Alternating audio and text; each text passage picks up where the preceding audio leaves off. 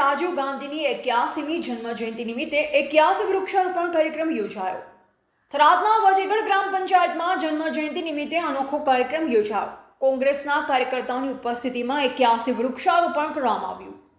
થરાદ તાલુકાના વજેગઢ ગામે આજે દેશના પૂર્વ વડાપ્રધાન સ્વર્ગીય રાજીવ ગાંધીની 81મી જન્મજયંતિને યાદગાર બનાવવા અનોખો કાર્યક્રમ યોજાયો હતો। વજેગઢ પંચાયત કચેરીના પરિસરમાં યોજાયેલા કાર્યક્રમમાં 81 વૃક્ષોનું વાવેતર કરવામાં આવ્યું। કાર્યક્રમમાં ખાસ કરી કોંગ્રેસ પાર્ટીના થરાદ શહેર પ્રમુખ બચ્ચુ શાહ તેમજ ગામના સરપંચ અને ગ્રામ પંચાયત તલાટી પ્રધાનજી ઠાકોર ઉપસ્થિત રહ્યા તેમજ ગામના અગ્રણીઓ તથા મોટી સંખ્યામાં કોંગ્રેસના કાર્યકર્તાઓએ હાજરી આપી।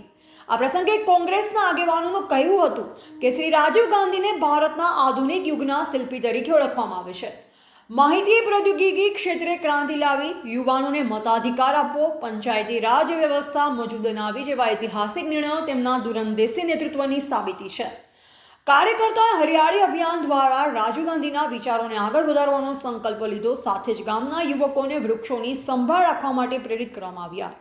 કાર્યક્રમના અંતે ઉપસ્થિત કોંગ્રેસના કાર્યકર્તા અને ગ્રામજનો હરિયાળો સંકલ્પ હૃદયમાં લઈ પોતાના ઘરે પરત ફર્યા।